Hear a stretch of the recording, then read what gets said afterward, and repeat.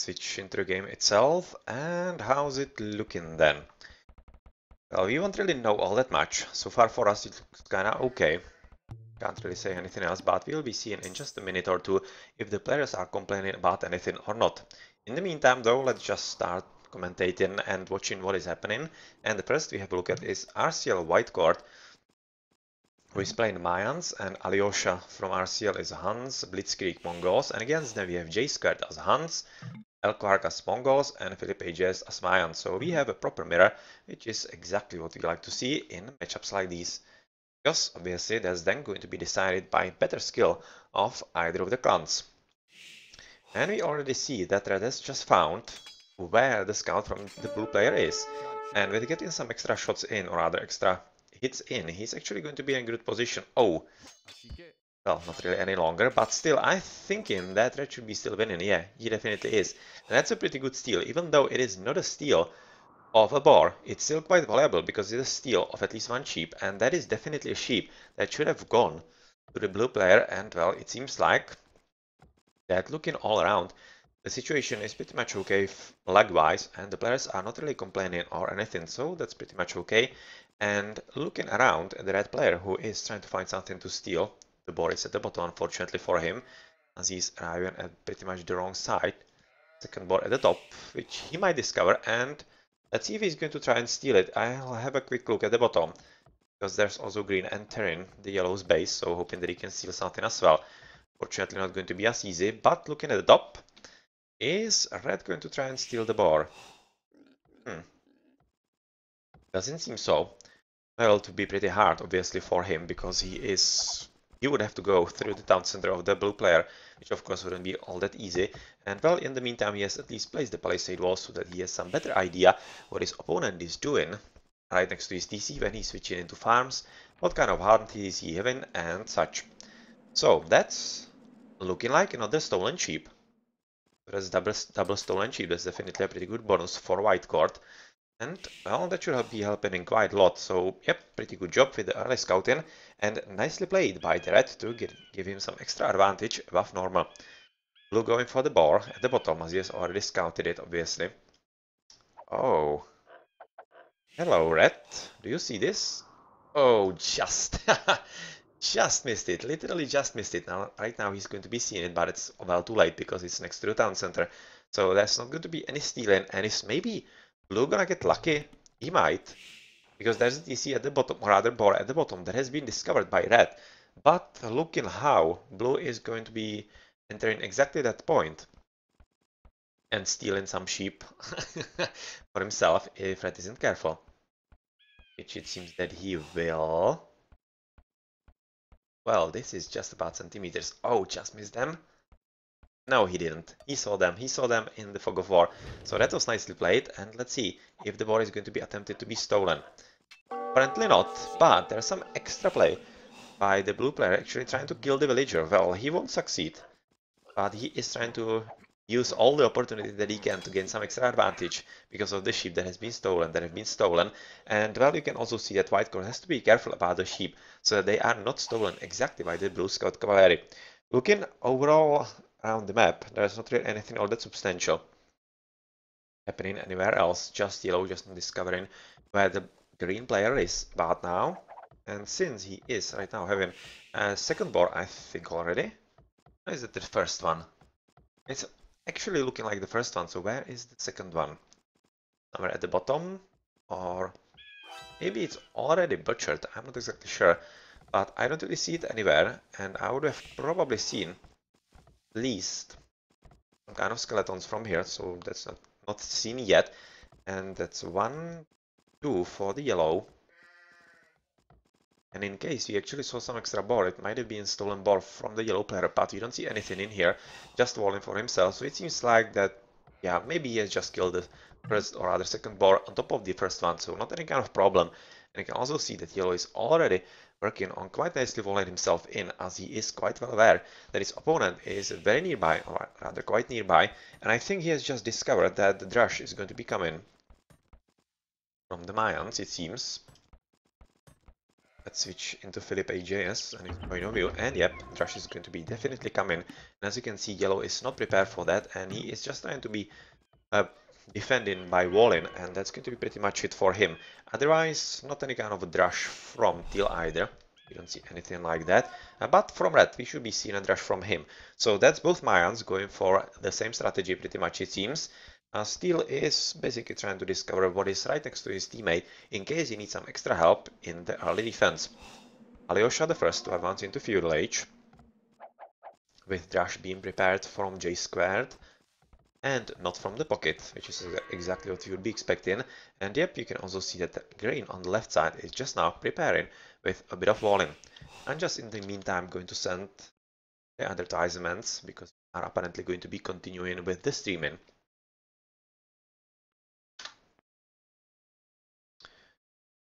So everything is off.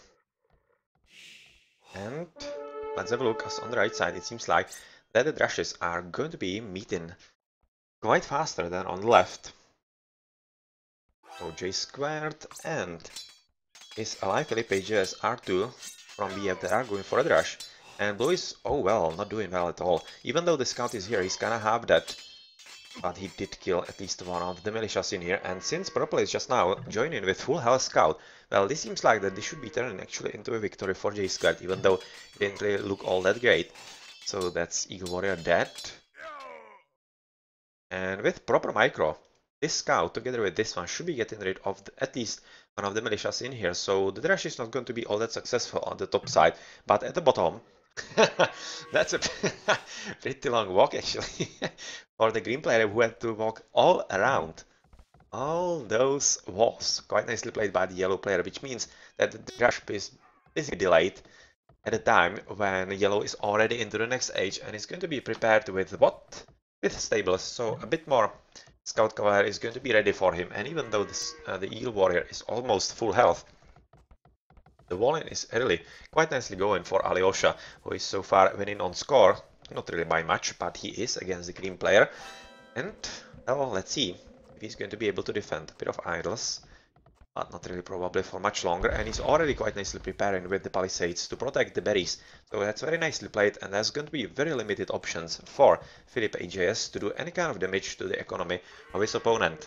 Well, he could be saying that the damage has at least partly been done, has been done due to the extra palisades that do cost some wood, even though it's not much. In the early game it kind of accumulates. And we are basically just now waiting, or at least yellow is waiting, for he has enough resources and enough army to deal with this nuisance, because so far I don't really think it's anything more extra than that. And you can see that Philip AJS is not really interested in even killing those villagers, as he probably expects that as soon as he gets near the TC, he would be under pressure and under fire from the town center. At the top not much is happening, as we have seen a bit earlier that the militia Drush from the red player is not really going to be all that effective. This is basically very easy to deal with just villagers. Yeah, he doesn't really need to even carry some into the TC. He could have just used all those villies, and with the sheer numbers, the villages are pretty much on par with militias, and he would have been able to deal with them quite nicely. But right about now, he didn't even receive any kind of damage into the release. So nicely played and nicely prepared. We are seeing that J squared as the Hans is going to be switching into archers. So that's an interesting point from him, and well, it seems like that Green has actually walked his way, or rather worked his way through the wall almost, but since the repairing rate is quite fast for the villagers, he was able, the yellow player, to repair it quite fast and without any kind of problem. So this Drush is not doing anything at all, which means that, yeah, basically the resources are more or less wasted. And you can see, unfortunately for the green player, that he's having a bit of idols on the gold, and is also quite nicely raided by the yellow player, who is not really paying any kind of attention to the Drush in his base, because, quite simply, he doesn't have to. It seems like that there is just one way into the green's base, as he has walled quite nicely in the forefront. There's not really any going through in here, as he is as a Mayan going for blacksmith, so advance into the castle age shouldn't be really far behind. He's having 600 food, so yeah, he's definitely prepared for that. And well, this dude also could be using a bit of a leash to get back to work, but that's pretty much it for the moment. At the bottom we see a bit of a problem for a villager, but he does have loom, or rather she does have loom, so he will be able to deal with the wolf without any kind of problem, and that will finish the walling quite nicely between Blitzkrieg and White Court, which should allow them basically to boom without any kind of problem. And you can see also that the Mayan from the real Chilean league, the leaders of Division 4 so far without any kind of loss, to switching into the archers, and he will be preparing for a bit of raiding against his opponent.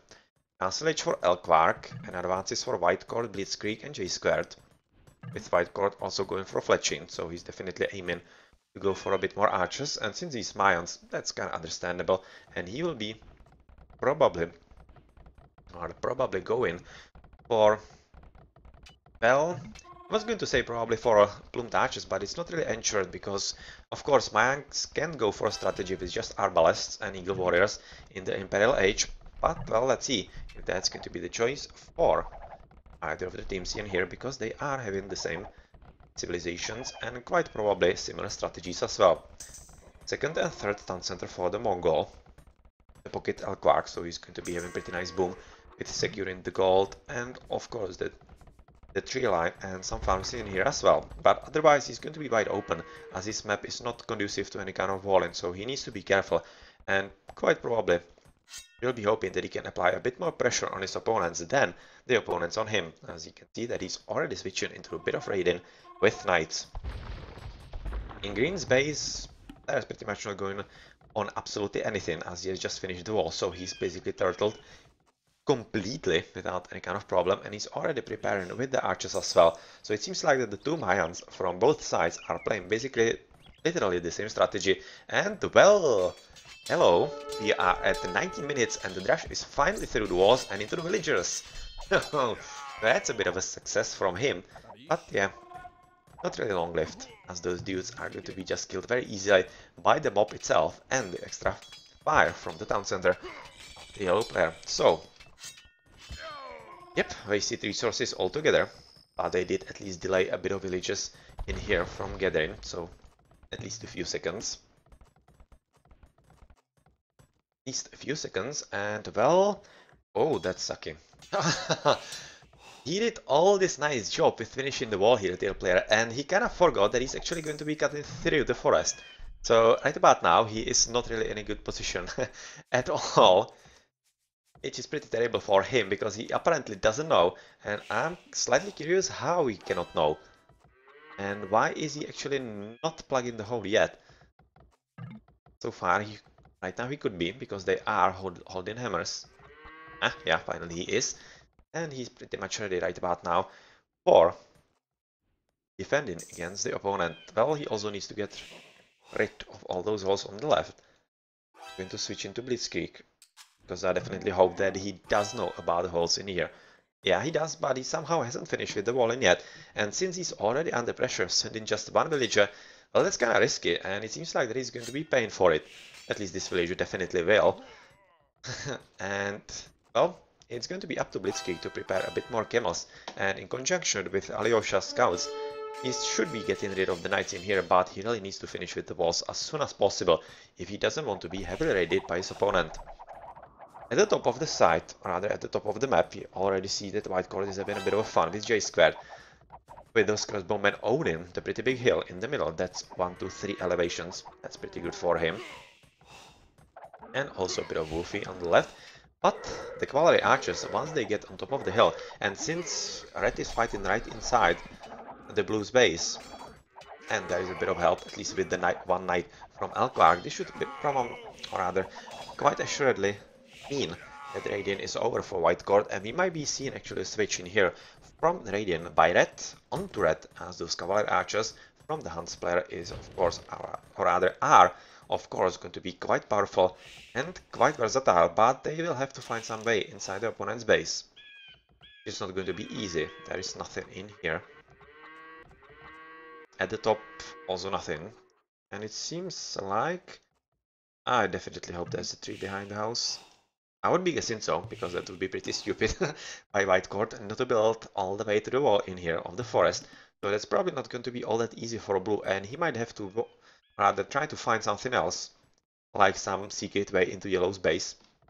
But looking at the wall-in, it seems like that it's pretty much impenetrable right about now for the RcL team, and they are going to be just waiting for their opponents to, make some kind of mistake and let them boom into the Imperial Aegis and such. Light Cavalry for Elquark and Scale Bardin armor. That's interesting for the Mongol. So he's going to be switching into Light Cavalry raiding from the Knights, it seems. He's having a bit of Knights all around, but he's going to be probably aiming for a bit more cost-effective build-up for himself, because he's of course going to be needing quite a lot of gold once he advances into the Imperial Age and goes for all the Magudais that are the scourge of the enemies. So 3 TCs for the Mongol. Or rather, green player is so far having just 2. Third being built. Yellow is at 1 TC. Second, third being built as well.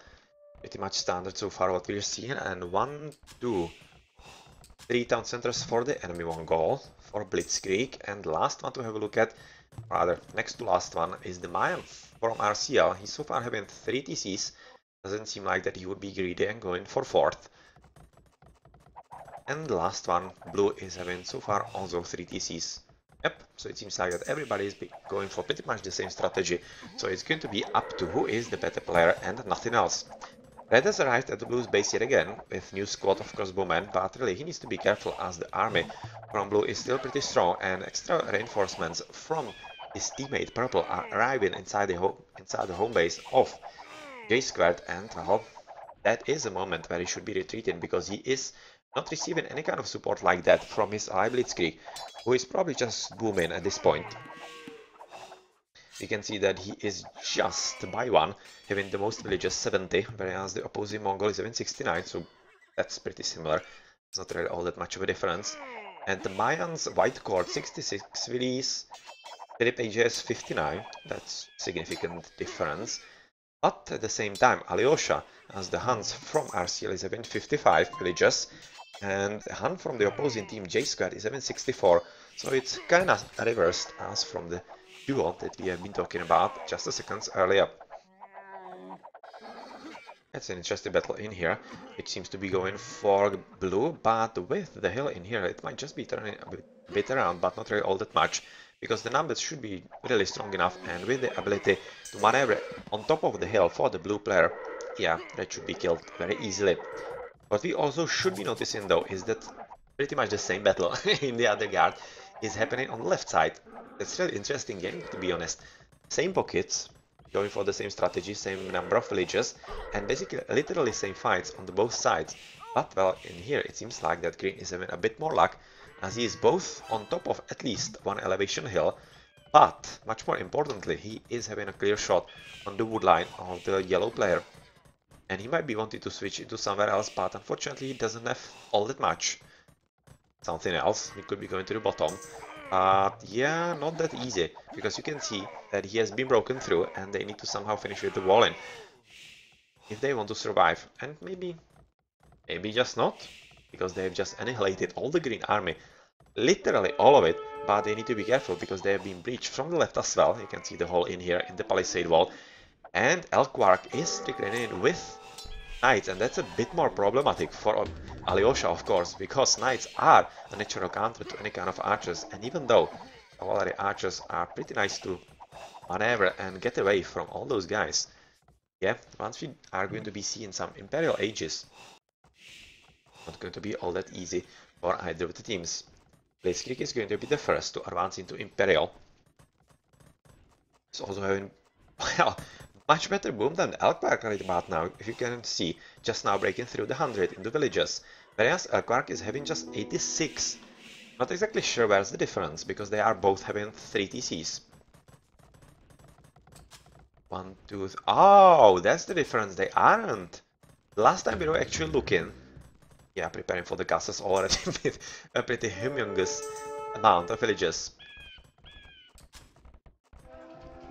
There is a switch, because you can see that Blitzkrieg, since he wasn't ready at all, he decided that he can boom his ass off literally, and he's having 4, 5, Wow, 5 town centers, and that's the difference, and why he is at 107 villages, whereas Elkwark is just 92. Well, this is going to be absolutely brutal from RcL, because really, there's no sign that Blitzkrieg should be under some kind of heavy pressure by his opponents anytime soon. Yeah, let's turn on the chat off as well, so that we don't have any spoilers.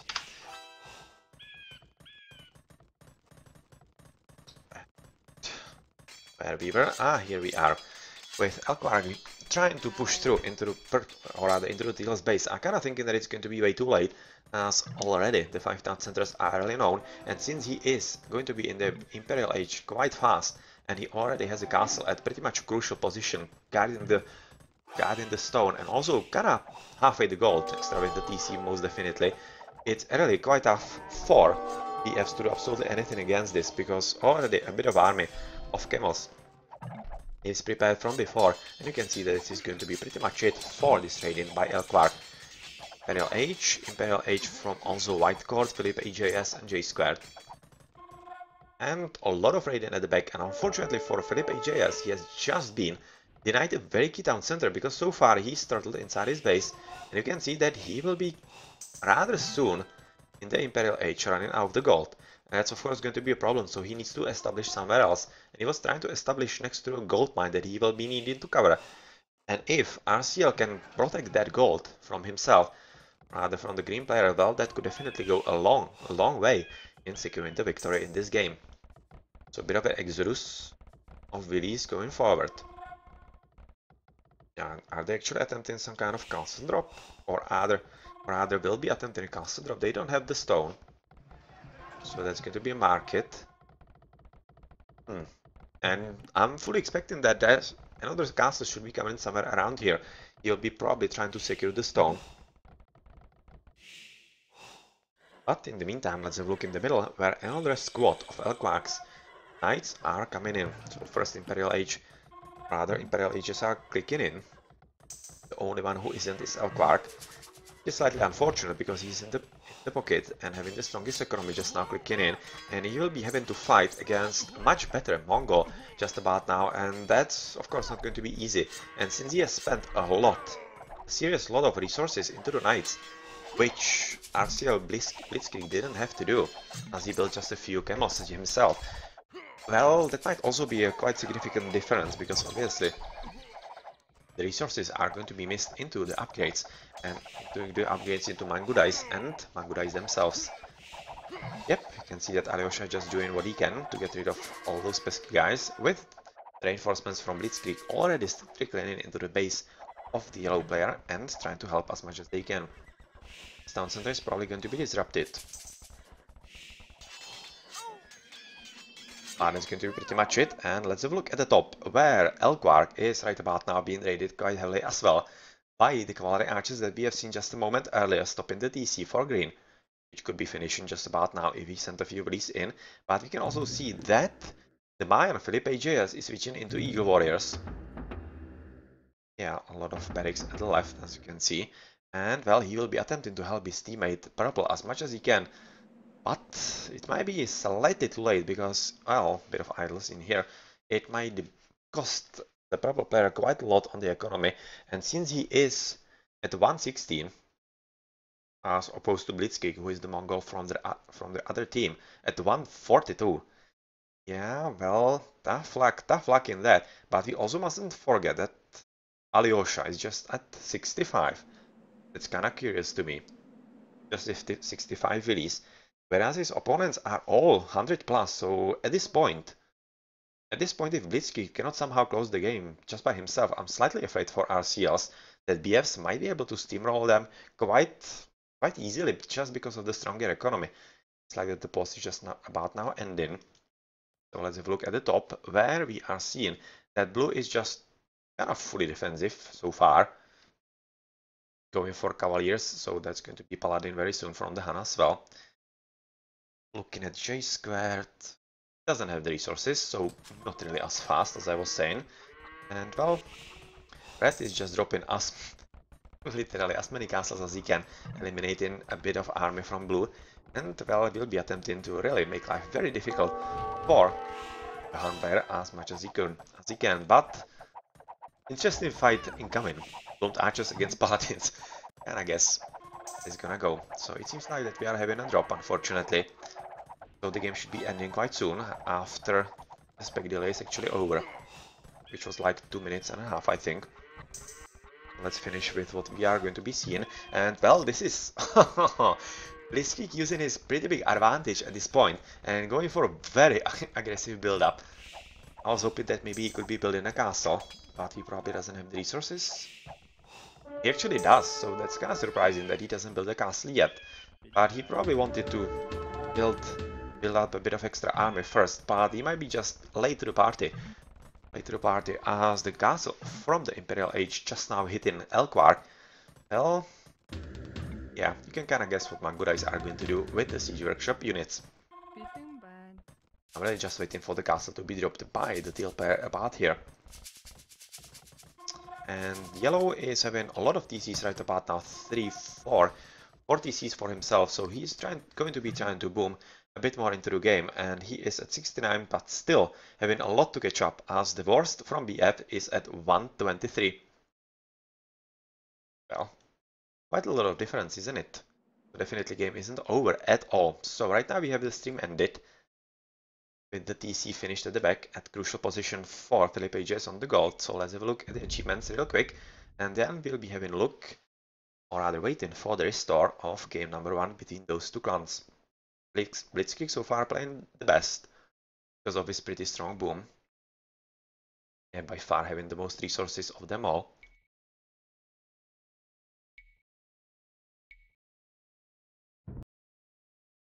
Well, we are going to be picking up where we left off. That's now the Fog of War, and this is exactly where we left off. And that's White Court trying to push through his opponent. You can see that he's having quite nicely selected into Control 2. Siege Rams are, or rather Veteran Rams are not selected to anything by White Court. What is actually number 1? Castles are number 4. Well, nothing else that I could be seen right about now.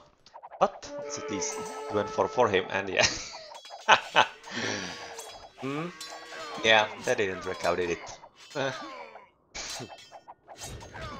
Somebody walked into a trap. And that somebody was White Court. Quite nicely played by J Square hiding all the army. And well, even though it is right now given up, there's basically not much that White Court can be doing against this, especially since he's just building all the plumed archers, and yeah, I don't know what he's hoping to achieve through the plumed archers that are already raiding a bit inside the base. And so this is the one, group 1 for red, as yeah, Fortune is coming in from J Squared, and if we are going to be switching into him, he's not close to Paladins yet, but of course they shouldn't be all that far behind, and especially with his very strong economy, 127 villages. Yeah, I'm fully expecting that this is going to be quite a big slaughter onto the red player very soon, as he's going for Siege Rams. At the same time, the teal player in the middle has sent quite good reinforcements into the middle, but he's right about now fighting quite a decent army of Eagle Warriors from Felipe JS, as we have seen a bit earlier that he is switching to them.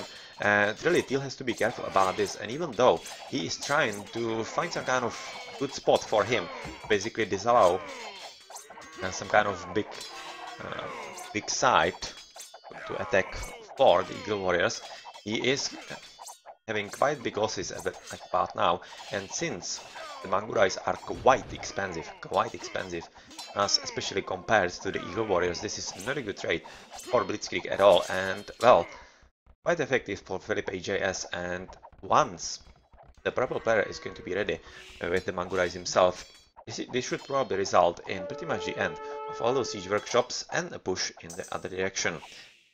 Let's switch into Blitzkrieg to have a look what he has hidden in there. Wow, a lot of siege rams. That's 12 siege rams getting ready with another siege workshop being built by his opponent right about now. And well, with all these dudes just arriving in here yet again, well, he definitely needs to build a castle. I still don't understand why he doesn't have a castle built because of the gold, and of course because it's his important beachhead. basically to keep his opponent in check, and he really needs to build that sooner rather than later, because otherwise just sending all the army from his home base is so ineffective as compared to what his opponents are having against him, because they are literally having the castles next to the battlefield, and of course green is also quite closer to all the battles. At the same time, he's having a doing a pretty good job of advancing on his opponent yellow, who is attempting to go for paladins right about now. Still no paladins for J squared if I haven't missed anything. Where are some blue horses? Where are blue horses? In here, in the battle, where they are engaged with the elite room archers with pretty decent upgrades. And oh, this is a pretty good switch. This is a very nice switch from Blitzkrieg, and since the paladins are still not in, they are basically the key upgrade to fight any kind of army like this, the Imperial Age archers from his opponents, and as long as he doesn't have them, he's going to be a pretty serious disadvantage, and there's not going to be much that he can do against this strong double. Really, the help will have to arrive pretty soon, and I'm not exactly sure if the Mangudais from the pocket player are going to be strong enough. So far they are not even arriving, as Philip AJS is getting rid of all those siege workshops in here. With Elkmark finally switching to the top, I would be thinking. Seems to be aiming in there, but it might be already too late, because yeah, you can basically see that J square has been breached. And this army is not going to be stopping anytime soon. With the castle going down, it's going to be quite difficult, and J squared is really in a pretty tough situation. Even with this strong economy, he doesn't have the resources for the paladins, and without the paladins, yet again, the battle is not going to be all that easy for him at all. Elite Mangudais with decent upgrades going to be wrecking the economy, and much more importantly, they are going to be denying any potential trade in here. And you can see that Philip AJS is finally paying a bit of tribute to his team AJ squad so that he can go for the much needed paladins, and let's see if it's going to be in time or not. Purple moving in for castle, I would be expecting. Fully expecting that it's really going to be for castle, with the support from all those Mangudais that are probably going to be getting rid of the Mangudais from his opponent Blitzkrieg, especially with the support from the mix of army of, what do we see here? Cavaliers, light cavalry, and cavalry archers. That's a pretty good mix, basically everything from the stables in here. And even though they are right now dying in numbers in there, they are of course going to get slaughtered because of all this artillery just all around them. So yeah, even though they literally take a bit more with them because of the hill, it doesn't matter as the army from the teal player is done, but they have served their purpose, and they are wrecking the military buildings and the base of J squared quite fully. On the left side, let's have a quick look how's it looking in here, as green is having quite a decent amount of buildings. Clark and Philip AJS sending a lot of resources, especially food, into blue to try to make him switch into paladins sooner rather than later. You can already see that he's clicking the upgrade in with blast furnace. And yep, the green unfortunately is quite a big nuisance for the yellow player, which basically means that yellow is having on his hands full, just basically dealing with kinda not full army from Philip AJS, and since he has been able to catch up with the economy, Alyosha at 129 release, and already has the paladins with pretty decent upgrades, 14 plus 2, 2 plus 3 and 3 plus 4, yeah, this is going to be a pretty tough situation for Philip AJS, because he won't be able to help his teammate all that much longer. He will be basically fully engaged with just his opponent, Alyosha. In the middle, pretty good push by title player Blitzkrieg, destroying 2 castles at least that were in here from the purple player, and even though he is finishing with another one, this castle is of course going to be going down as well, and he has just finished with gold. And is there anything else? I don't see anything. He will be basically fully reliant. Yeah, a lot of idols for green. Also going to be running out of gold pretty soon. And purple also. So BS have to be careful about this. They are just now going into caravans. But I'm slightly worried for them that it's not a really good timing, because you should be having trade up already by the time that you are losing, or rather mining, the remainder of your gold, so that you don't have any kind of pause in military production, which is right about now quite possibly going to be the case. Well, extra house is needed because of the castles, of course, so that's why Quark wasn't having enough, but he seems to be handling himself quite fine. But with Alyosha joining into the fun, as he doesn't have done absolutely everything to defend against this opponent, just walling himself in. You can see basically some passive defense against green. It seems to be developing into 2v2 in the middle between the Mongol with the Mayan on the left side and the Attican side on the right. Is going to be Hans with Mangudais, or other Mongols. So yep, that's that. The castle for the Mongol. So he's still not giving up at all. Given a pretty good chance to defend against even those paladins with the Mangudais. And how's it looking at the top? Quite well it seems like, or quite well. This squad has been able to somehow defend. He's right now not really under some heavy pressure, but it's just going to be a question of time, because White Court is already preparing for another assault, and that could be quite deadly for him, because you can see that blue is still not ready. Developing or rather establishing on the left as well. Unfortunately inside trade route, which means that it's going to be less effective. But, well, he is, arriving on one battlefield, so it seems like that we are going to be having all three players from Black Forest fighting in the middle. But so far it's just two from RcL, and this is a pretty good opportunity for RcL White Court to go into an offensive, which I don't exactly know why he isn't going for it. Because this is a point where blue doesn't have anything inside his home base, and his teammates should definitely be telling him that. There seems to be a bit of radiance somewhere. Ah yeah, that is radiant, so that's why actually blue was joining in.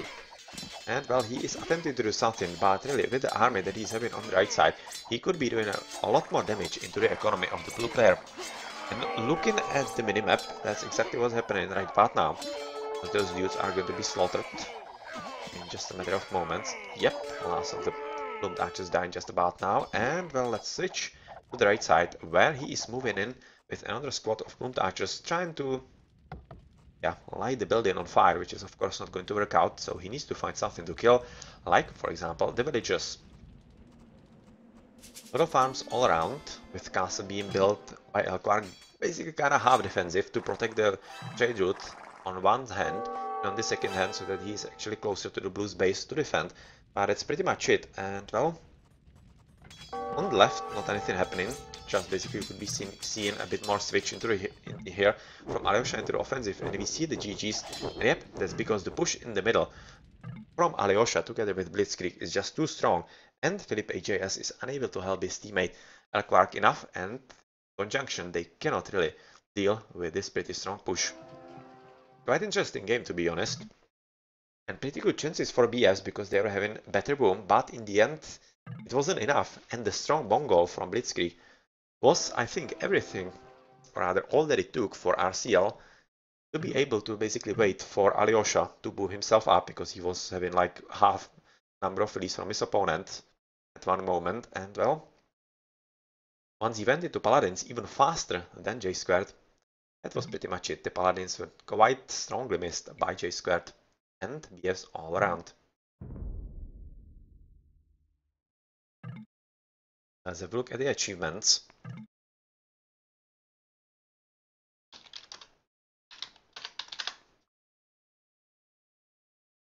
With White Court playing well, but really I think that Blitzkrieg was the best player in here. He was having the most effect on the game overall. And from the other team, from BS, probably Felipe JS, I would be thinking. A lot of slinging going on in the end as well. Into Alyosha, yeah, that was definitely the help into Paladins, and that really did pay off quite big time. Villager high for J Squad, unfortunately, didn't really help. Well, GG.